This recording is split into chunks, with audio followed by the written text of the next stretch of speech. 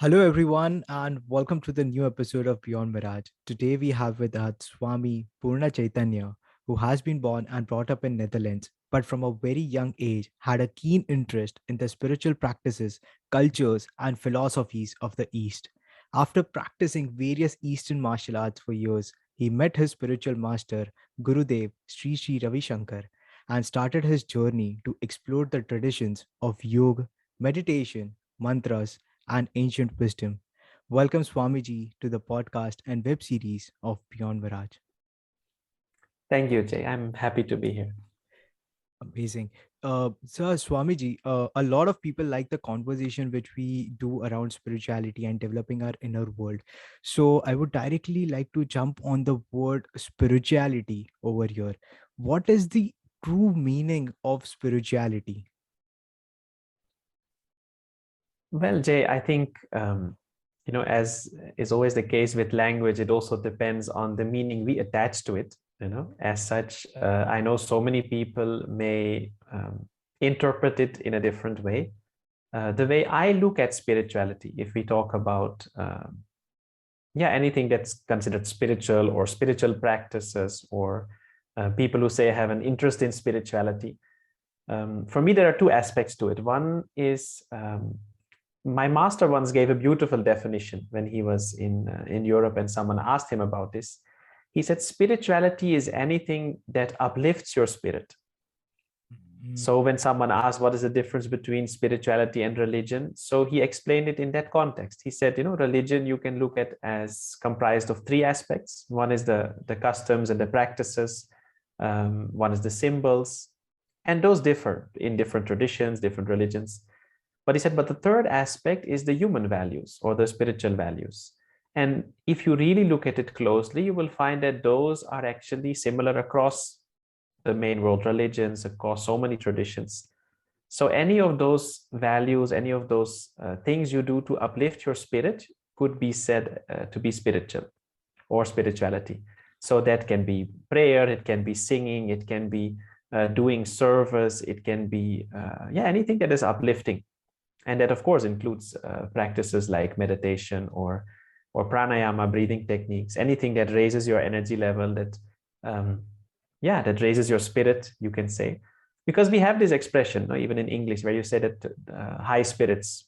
So it means, we know that when our energy level is high, when you have a lot of energy, when you're enthusiastic, then all of these good qualities come to the surface. When you are well rested, when you're chilled out, naturally you are more kind, you are more compassionate, you are more sensitive to the people around you, you will have more inclination to serve, you're less worried about yourself, you are more concerned or maybe more interested, what can I do for other people? While when people become stressed or you're very tired, it's natural first that you want to take care of yourself, so you may be much less empathic or much less aware or connected to the world and the people around you. So this is one aspect. Another aspect that I can bring in here is also, I think, in Sanskrit we have this word dharma, and of course in Hindi the meaning again is used sometimes slightly differently. But traditionally, if you look at the scriptures, also the ancient Indian traditions, we talk about the Vedic tradition or Sanatana Dharma. So dharma was said to be that which upholds or sustains life. So dharayati iti dharma. So that which supports you. And in that way, it's very similar to the meaning that we gave earlier, like anything that uplifts you. So anything that sustains life. And I think in that way, it can encompass so many things. It can encompass the way you look at your life, the way you live your life, the things that you do to sustain life, to nourish life. So a very inclusive and supportive approach in anything you do. And that is why dharma can come into any aspect of life. It's not something separate. The same way with spirituality. People sometimes say how to balance spirituality and my worldly life. I would say they go together. Spirituality simply means you add a dimension of awareness and responsibility to the things you are already doing. So there is lots that can be touched upon through this word. Amazing. So Swamiji, when you talk about spirituality and the worldly affairs go together, so how can you give some example in it, like what all that we can include in our day-to-day life so that we can uplift our spirit? Well, for example, if we look at some of these human values or spiritual values, no, where we talk about caring, sharing, service, being nice to other people, when you cultivate your behavior, when you cultivate your attitude to life, that has an impact on anything you do and anyone you meet. Like, for example, you may be working in the office, but instead of just going to the office and doing your job 9 to 5, knowing that whatever I do anyway, I will get paid, and uh, you just do it because you have to do it. Many people live their life like that. They do their work like that. They just go there because they have to do it. Okay, I need to get paid, I need to pay my bills, but that's it. But for most of the people, if you look at it, that means you spend half your day doing something that you feel you have to do. You may not necessarily enjoy it. No? Mhm. And I remember a few weeks back, I had a session for a group of people working in a company and also the people working in a large factory. So I was sharing the same thing with them. I said, listen, if you look at your life, 7, 8 hours every day out of your 24 hours, you sleep and you rest. So that is anyway gone.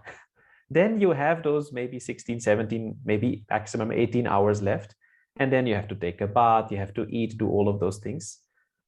So out of that, say 16 hours, half the time you spend maybe at home and on the way to work and back, uh, taking care of so many of your duties, your things, and maybe have a little bit of time where you can enjoy and do the things you want to do.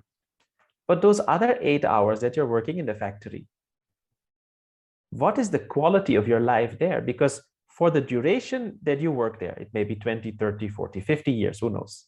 But that part of your life, that whole chunk of your life, half of your awake time, your waking time, you spend there. So I said, what if you also invest a little in enhancing the quality of that part of your life, where you say, okay, every day I have to work with the same people. Why not see if I can build a very cordial environment, increase that sense of belongingness, where instead of feeling that these are just my colleagues, see, can they become your friends, or can you create that kind of space where you feel nice working with them, where you're ready to support them, they're ready to support you. I said the same with your work. Instead of feeling that you're doing someone else's job, it's someone else's company. Okay, you may not own the company, but can you start feeling, oh, this is also my company? You're a part of it.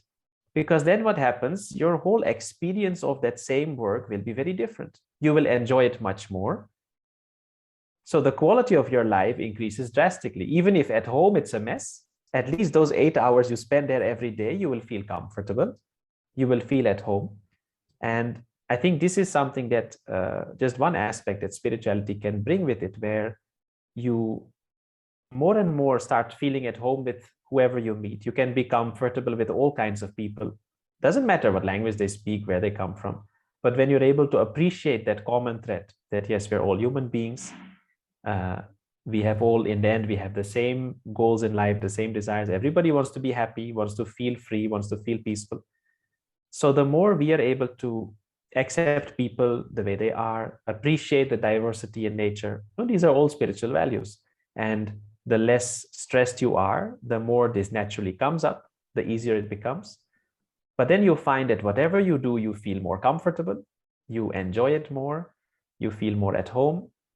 So this is something that comes in anywhere, whether it is your work life, whether it is your life at home, anything you do. Amazing, amazing. So, Swamiji, when you were talking about this, you touched upon mindfulness, meditation, and mindfulness and meditation are something which are used, say, together. But I feel there is a difference between mindfulness and meditation. But so, can you touch upon this? And what role does meditation specifically play in one's spiritual journey, or say, uplifting one? Well, Jay, as you may be aware, I wrote a book during the lockdown. I was in South Africa first half of the lockdown. So I was approached by Penguin India if I can write a book to help people deal with the changing world. And this was just before the pandemic. So with the pandemic, it became, of course, even more relevant. And I wrote the book, Looking Inward, Meditating to Survive in a Changing World, which is actually a practical guide for people to start exploring how the mind works, how to manage it, how to start your meditation practice, or if you have been meditating, how to maybe improve your meditation practice. And there also I have a separate chapter that talks about the difference between mindfulness and meditation. Because as you very well pointed out, nowadays, many times we find that these words are used interchangeably. And rather, I would say, also from my experience, when conducting programs for corporates, for example, for institutions, and even more so abroad when I was in Africa, for example, we would find that they would ask us, instead of meditation, can we call it mindfulness? Because somehow it has a more secular ring to it, feel to it. People feel it is less maybe culturally loaded, or it has less of a religious angle.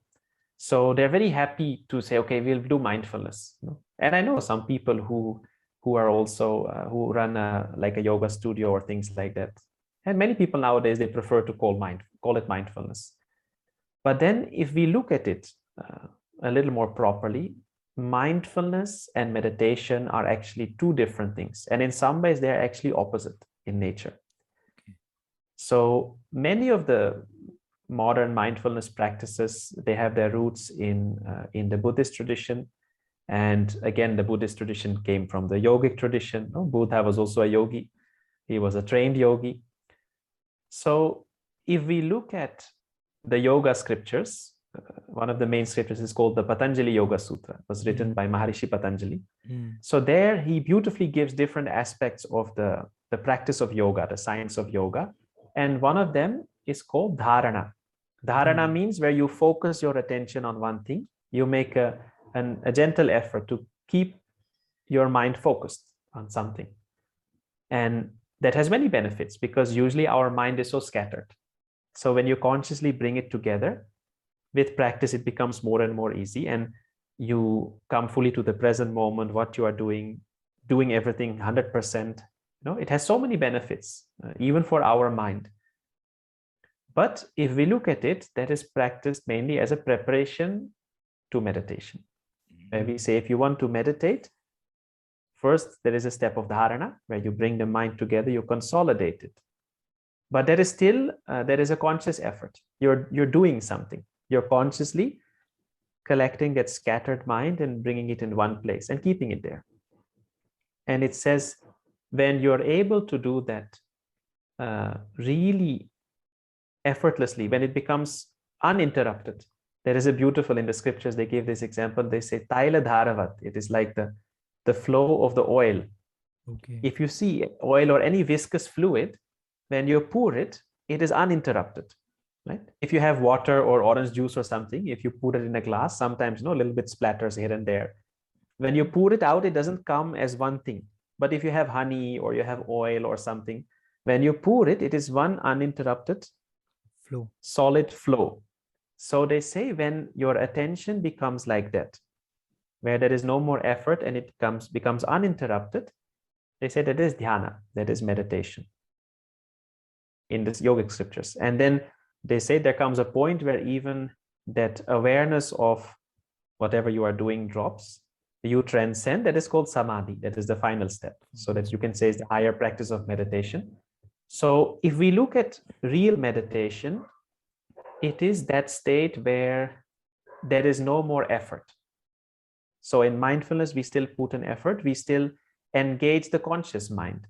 But in meditation, real meditation, what happens is, the mind settles to the extent that you go beyond the mind. It's like if you have a pond, you can say, or a lake. If the water is very restless, there are a lot of waves or ripples, then you cannot see all the way to the bottom, even if the water is clear. But when the water settles completely, you can see all the way to the depth. So in meditation, we transcend the conscious mind, and that has there is a whole different set of benefits, where you're able to experience, you get a glimpse of your true nature, and also you give a lot of rest to the mind, a rest which is even deeper than the rest we get when we sleep. So it allows us to recharge much faster. Just 20 minutes of meditation can give you the same amount of rest as 4 to 6 hours of sleep. So Okay. that is it's a very deep state of rest. And I think for almost everybody nowadays, including you and me, we need this kind of mental rest, because many people nowadays find that even after sleeping 6, 7, 8 hours, you wake up in the morning. Physically, you may be rested, but mentally, you don't feel so fresh, Right. because we have so many impressions. We have so many things. Life is very hectic. We deal with so many things. Right. So, Swamiji, when you talk about the mental rest, I feel that silence plays the most important part in this. Like, you need to go into silence, and then maybe you will be able to, say, get a glimpse of the things that we are talking about, like shedding of the layers that we have been wearing. So, but as you rightly pointed out, Swamiji, that our life is very hectic and we tend to occupy our mind somewhere or the other. So these are two contradictory things which I feel. So how do we actually reconcile this, and how basically we let our minds go off from all the worldly things that we are doing continuously and let it enter into silence so that we can uplift our spirit and, say, meet our true nature, or experience our true nature, I would say, not meet. Well, definitely, like you said, no, silence is a wonderful way to allow the mind to settle, to give it a break. So silence definitely helps to settle the mind, because you're giving it a conscious break from all the, and especially if you're saying that you're not talking to people, you're not interacting with people. So allowing the mind to settle, to go inward for some time, is very beneficial. That is why, like even from the organization that I'm a part of, from the Art of Living, we offer silence retreats, meditation retreats, where there are a few days of silence. The same way I know that the other practice like Vipassana and all, they have a similar setup where they have a meditation retreat and they maintain silence for a number of days. And like this, you find in different places, because it's a time-tested tool. It really helps being with yourself, being with the nature. But then, as you also rightly pointed out, in our hectic lifestyle nowadays, it's not always doable. Not everybody has the luxury that they can say, okay, I'm going to switch off for the next one day or half a day or a few days. So apart from the little things that we can do, where you say, okay, at least after, say, 9 o'clock, I'm not going to look at my social media or at my phone, so at least the mind can settle a bit before I sleep. Or no, people practice these different things. But that is where a tool like meditation can really help, because in a short period of time, when we talk about, say, 15, 20 minutes, I don't believe much in 2-minute meditations. I know some apps nowadays give you like a 1 minute, 2-minute meditation. So it's easy to fit it in your schedule, but that doesn't have the same effect at all. But 15, 20 minutes, also, if you're able to go deep in meditation, that can give your mind so much of rest, and it can bring a lot of silence into your whole being. And one thing that really helps there, and I've touched upon this in my book as well, is the practice of dispassion. Again, a word which is sometimes been misused over so many centuries, but in Sanskrit we say Vairagya. But Vairagya, dispassion, basically means that for some time you're able to say, I'm not interested in anything. In the scriptures, they say nothing in this world or the next. So that doesn't mean you have to leave your home and stay in a cave for the rest of your life. But if you're able to say, okay, I'm going to sit for 15, 20 minutes or 30 minutes, do some meditation or whatever. And during this time, I'm not interested in anything. It's like you have died. All your responsibilities, your to-do list, everything is gone for the next 15, 20, 30 minutes. And if you're really able to drop all those labels, all those things, that I am a doctor, I'm a person, whatever it may be, I'm a son, husband, wife, then you find that it becomes very easy for the mind to settle. You can go very deep in a short period of time. Because if we don't drop those identities, those labels, those thoughts will keep coming. Suddenly you will remember, oh, I still have to go get a gift for that person's birthday, or I have this work pending in the office, or I still have to do my whatever taxes. But if you're able to drop all those things for a moment, as if you're dead. When you die anyway, all those things are finished. You don't have to worry about it anymore. Then you find that the mind very quickly settles. It becomes silent much faster. So these are beautiful, beautiful things that this ancient tradition has preserved for us. And even in our modern time, or maybe even more so, these things are very, very relevant, very useful. Right. Amazing. So, Swamiji, when we talk about, say, various practices, say, there would be various levels, like from level 1 to level 2, level 3, level 4, when we were talking about dharana, dhyan, samadhi also. So, if, say, someone is doing practicing mindfulness, or say practicing pranayam, yogic practices for a certain period of time in their life, and they are at level 1, for example, and they want to go to level 2, level 3, then how they can do that? See, this is a bit tricky because to define, then you have to define first, okay, what would be level 1, what is level 2? Because even I've seen, whether it is my own personal experience or the people that I have conducted programs for, that I work with, that I mentor, or friends of mine, everybody is unique in the sense that we are all on our own journey. And it's not that everybody starts from scratch. Like even in the scriptures, they say one who has been practicing, who had a spiritual practice, who had a longing for liberation, who has been doing maybe so much of prayer or tapas or whatever it may be, such a soul does not have to start again from scratch in the next life. So this is one thing that doesn't diminish or doesn't get lost when you leave the body. So they look at this journey from a bigger perspective. And you see this, some people naturally, they have certain qualities or certain tendencies that others may need to really work for. Some people naturally, if you see, they are very peaceful. Even if something terrible happens, they're not really shaken. In the same way, some people naturally are very selfless, or they have a very mature intellect, for example. While other people, however much you try to get it into their head, it just doesn't stick, or it doesn't go in. So in the same way, I think for any sincere practitioner, any seeker on the path, or any sadhak, it will differ. It depends. One is your starting point, and then it also depends how much quality time you are giving to the practice. Some people may say, I practice in the weekends when I have some time. Some people will say, no, this is very important for me, so I want to take out some time, at least every day. So all of these things matter. But one thing I would say is, for anyone who wants to go deeper, is that one, especially in the beginning, the presence or the guidance of a proper teacher or a master is invaluable. Because anybody can go onto YouTube, you can Google something, but you can read so many books, but how do you really know, one is, if you're doing it correctly? Because a book or a video is not going to correct you.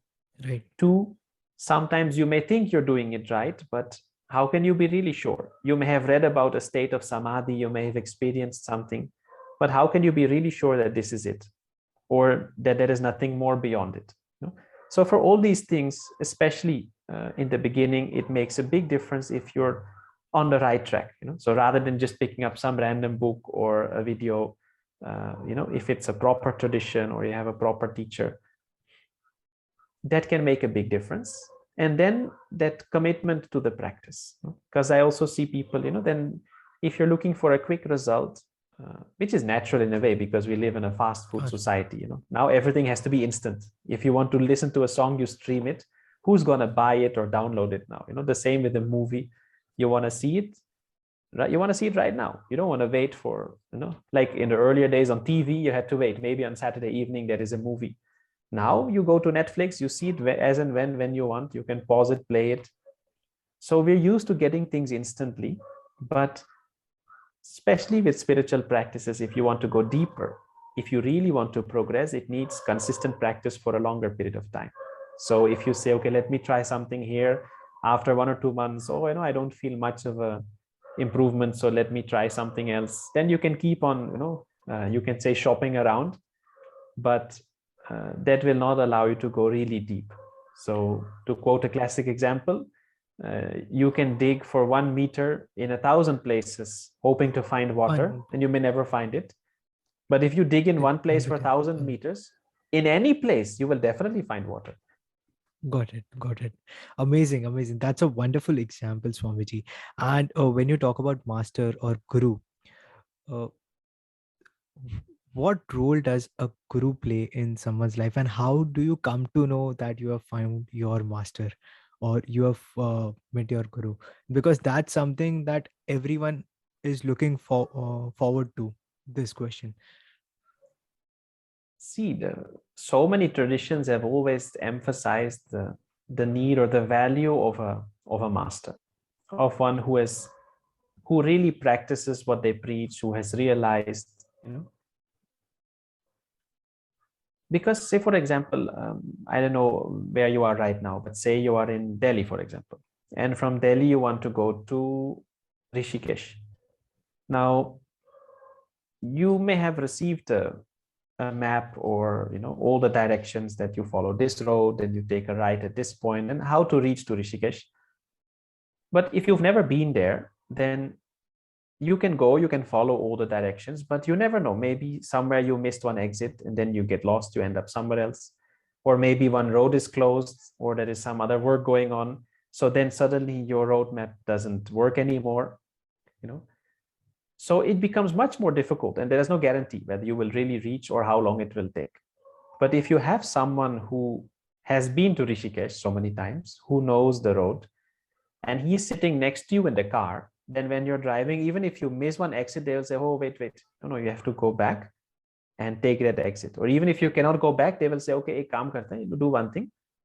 The next exit, you take a right, and then you take your second left, and then we'll end up in the same road. No? Or if one road is blocked, they may even say, okay, so we can go from that other side also. So that way you are sure to reach, and you will save a lot of time, and it's more enjoyable also. So you can have books, you can have videos, you can have so many things, but that is like that map. And if you have a guru, that is like having someone sitting next to you who can see, okay, where have you reached right now? And from here, where do you go, how to go, so that you reach in the fastest way and the most comfortable way.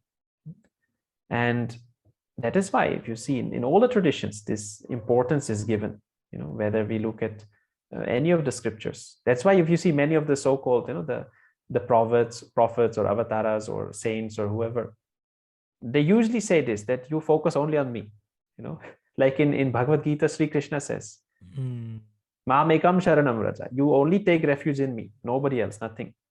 The same way, if you look at the Bible, Jesus also says, if you have to go through my Father, you have to go through me. There's no other way. You can take examples like Buddha says, Buddham sharanam gacchami. You take refuge in the Buddha.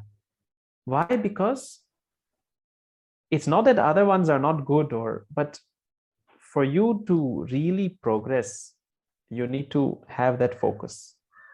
Like I said, again, that commitment where you say, okay, you focus only on this. In the Vedas, they say that knowledge can come from all directions, and it is welcomed. But at the same time, they say, like, even though you can worship divinity, you can relate to God in so many ways, but in the end, it is only one. So that one-pointedness of the mind is very important. And how do you know that someone is your guru? I think that is a very personal question, and there is not one right answer. Okay. I think it's like, when if the water is hot, you put your hand inside, you will feel it's hot. Now it's hot. People can explain so many things, but you have to just put your hand in. Like my personal experience was the same. When I met Gurudev Sri Sri Ravi Shankar Ji, I knew that this is the person I was looking for. That you feel a connection. And that is different for each person. But I know so many people and they share the same thing. It's something inside. And that is how I feel it should be. Because this connection it's not a logical thing. It's not an exchange. It's not a business transaction. This is something on the level of the heart. So just like if you're in love with someone or not, Or you know if you dislike someone or not. Nobody has to explain or tell you. You know, you can feel it. The same way, you will feel a connection, and yes, this is my master. You feel that very naturally. It happens. You Amazing. cannot force it also.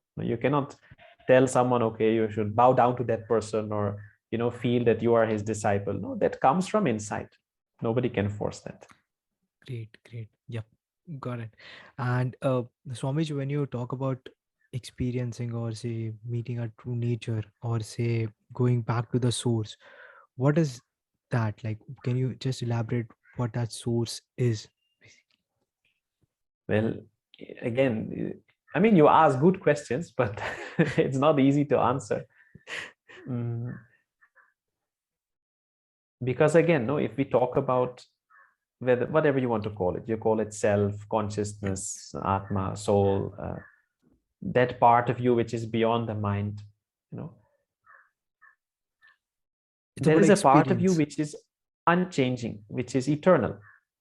That's why you feel that even though your thoughts change, your perception of things change, your preferences change, your feelings change, your body changes, all these things keep changing, and yet you feel that you are the same. Yet you feel that even though everything in your life may have changed, you are the same person as when you were in 10th standard or 5th standard, or you were in, before you went to school as a small child. So there is a thread, something that remains the same throughout, and that is why you feel that you are you. And sometimes you may meet someone after so many years and you think, oh, that person has changed so much, but I'm still the same. Or you may feel that even though it looks like they have changed so much, but they're still the same. So there is something in us that doesn't change. Now, this is something you can only really experience. You cannot fully explain it or describe it, because it is something that is beyond the mind, beyond the intellect. So that means intellect fails there. If you would be able to explain it fully, that means it's not beyond the intellect. So then that means it's still very limited. No? But the beauty is that even though you may not be able to describe or explain it fully, you can experience it. And that is, I would say, again, if you would have to in some way explain it, the experience of real meditation, where you consciously experience that part of you, you connect to that, or you latch onto that. And that gives great, apart from all the other benefits, it gives great strength and confidence, because the moment we consciously experience that, and you start realizing that, oh, I'm not just this body, not just as a concept, not just as an intellectual idea, but really as an experience, then almost all your problems are gone. Because most of our worries are about the body, are about us, this limited identity. Oh, what will happen to me? What if I get sick or die or lose all these things? So when your identity becomes more closely linked to that part of you which is unchanging, then what is there to be afraid of? What is there to be insecure about? And sometimes we've seen this. If you look at history also, there have been saints and sages who were so fearless, where people say, I'm going to chop off your head. They said, oh, do what you want to do. They're not bothered. They may have gotten so sick at some point, but yet they were not suffering, because they knew anyway this body is going to go one day. It has its own laws. It is part of nature. But they know I'm not the body. So that gives enormous strength. And I think especially in the current scenario that we find ourselves in with the world, that is one of the reasons why maybe more and more people are taking to these practices. They are exploring spirituality more, because they realize that the world around us can change at any time. So any of those things, or all of those things that we were relying on for our sense of security, our sense of stability, can change anytime. You can lose your job anytime, even though you never expected it. But kabhi bhi ho sakta, no? The same way, you think you have a lot of saving in the bank. What if the economy goes for a toss? Happened in some part of the world. People who never doubted their own health may suddenly gotten insecure. What if I get this virus? Will I be okay? You rely on your social life. Suddenly you cannot go out and meet people. Lockdown. Then what? So people are realizing, oh, all these things that I was counting on for my sense of security are very insecure. So then what can I do? What can I latch on to? What can I hold on to for my support? True support. And that has to be something that does never change. Otherwise, if it can change anytime, it can shake you. So yeah, this, I think we see, and I've seen this also personally during these last 2 years, so many more people who were never really bothered suddenly come and say, I would love to learn more about meditation, or can you teach me some breathing techniques to manage my stress? Or yeah, people are realizing that this is quite invaluable.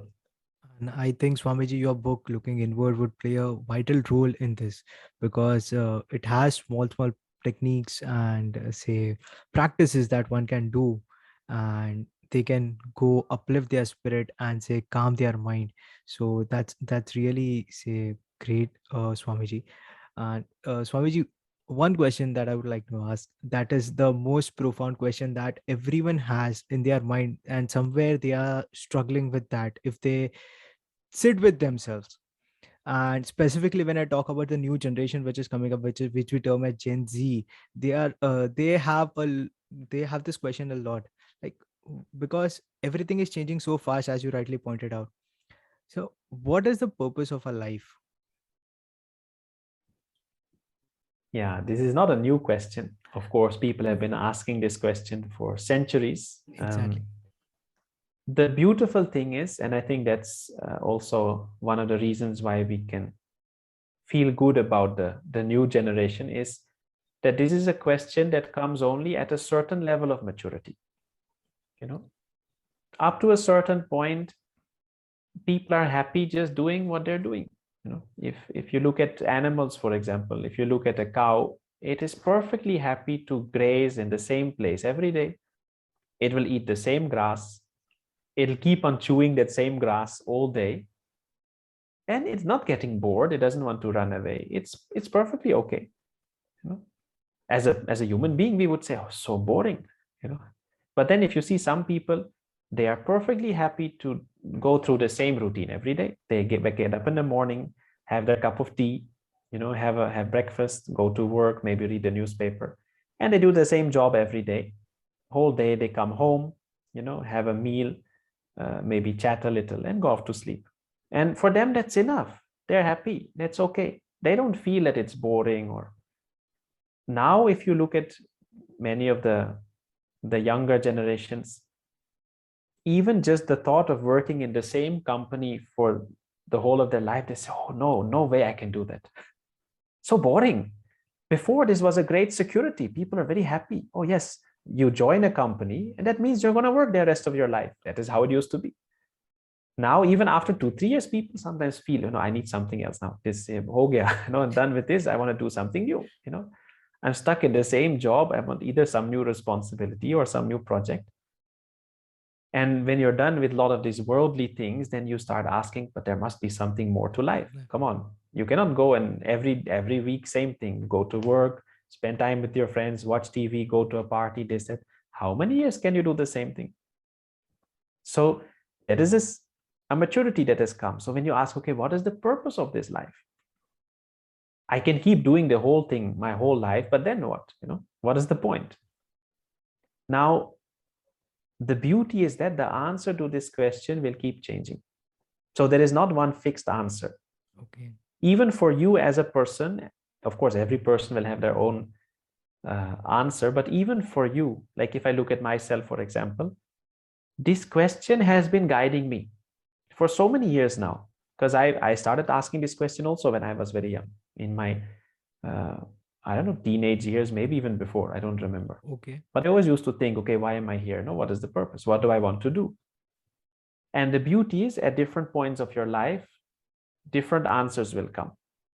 So when you honestly sit and say, okay, what is the purpose? Sometimes you may not get a full clarity that okay, exactly this is it. But you can definitely make a list and say, okay, what is not the purpose? So this is also what I used to do. You say, okay, I wanted to go and like was completing my studies. But then I said, now what do? Do I just get a job and So you pay your rent and do all those things. It's not, this is not why I'm here. I had an opportunity. I was doing well in my martial arts and I had a chance to really excel in that. But then when I thought about it, I said, no, but that's not the purpose of my life. That's not what I want to do with my life. So at different times, I may have had opportunities, something that would come in front of me. And I would ask myself, is this why I'm here? And I would feel, oh no, this is not it. And then when I had this opportunity to come and serve in the capacity that I came to our international headquarters in Bangalore of the Art of Living Foundation, and I had a chance there to, at the same time, continue my, you can say, quest or journey to explore the Vedic knowledge, go more into this knowledge of whether it is Ayurveda or mantras or yoga or any of these things, the scriptures. And at the same time, use all my time during the day to contribute something, to serve. We have so many service projects, whether it is, to do something for farmers, organic farming, or rural development, or women empowerment, or teaching people yoga and meditation, or whatever it may be. There are so many projects. But for me, when I asked myself, okay, is this what I would like to do with my life? And then I said, yes. Because I had this keen desire to contribute. So I felt, yes, this is something that I would like to do with my life, or I feel this is why I'm here, what I would like to do with my life. And then throughout the years, how I give a shape to that, or how I apply that, again, keeps changing. Like 2-3 years back, my master sent me to Africa suddenly. He said, you go there for 2 months. They had arranged a tour, different countries. I had so many programs. But then he said, no, you stay back there. So I was there for almost a year. And then I came back to India. But then while I was there, I would sit down and say, okay, now I'm here. Every country, again, is unique. So while I'm in this country, I have this much time. Okay, how can I contribute? What can I do to be useful here? And the same way, if I'm in India, again, I look at this and it keeps changing. So asking yourself that question, what is the purpose, or why am I here? What do I want to do with my life? At different times will give you different answers. And that is how it should be, because you change, you evolve, the world changes. What was necessary 10 years ago may not be required right now. What a person needs this moment will change after a few years or a few days. And you will also change. Right. Got it. Amazing. And Swamiji, any last message that you would like to give to all the viewers and listeners of this podcast? I think we've touched upon many very vital topics. One or two things that I would like to maybe just add or mention once more is that each one of you is here for a bigger purpose. Know that you are not just here to wake up in the morning, eat, work, sleep, and then die. And in between you become happy, sad, and all that goes on and on. We are here for something bigger. So that does not mean we don't take care of our responsibilities you have to do, but at the same time, don't stop there. We have been given such a beautiful, valuable opportunity to have a human birth, to have this life, and there is so much more that you can explore just outside of our little world and our comfort zone, whether it is seeing and experiencing the world, different people, different cultures, appreciating that, or whether it is exploring your inner world, where you realize that really I am not just my thoughts or my emotions or my body. There is something beyond that. And you should know that before you leave this body. That is what I feel. If you have not even known or experienced that, you have missed out on a whole dimension of your life. Where now we have 3D movies. Imagine 3D is available, but you have never seen it, at least once experience. Otherwise, you're just watching things in 2D. So your life also can be multidimensional. And at the same time, also know that our life really gains meaning when we look at not what we can get and take from this world, but what we can contribute. Because each one of us has come here with unique skills, with a unique passion, with so many talents. And there are so many people who are waiting for you, in whose life you can make a positive difference. And you will find that the more you get to know this inner dimension of yourself, and the more you're able to connect with people outside of you as well, more in a capacity to serve or to contribute or to see how you can be useful, you will find that a beautiful shift happens in your life, where instead of living your life as a pursuit of happiness, you start living your life as an expression of happiness. Wow. And that is something that everybody should experience, where you do all the things that you do, not because you have to do it or because you hope that it will make you happy or feel peaceful or secure or loved later. You do all those things feeling happy, feeling loved, feeling secure. So you come from a space of abundance, not a space of lack. Right. Amazing. It has been such a soulful conversation, Swamiji, and I thank you so much from the bottom of my heart to accept the invitation and share all the valuable insights that you have, which is going to be helpful to so many people out here. And also, I will be linking Swamiji's handle in the description below, and also would be providing the link to Swamiji's book, Looking Inward, in the description below, guys. Do check it out. I'm 100% sure that you will experience a different dimension of your life altogether. Thank you, Swamiji. It was a pleasure, Jay, and I wish you all the best with this wonderful podcast. Thank you. Namaste. No.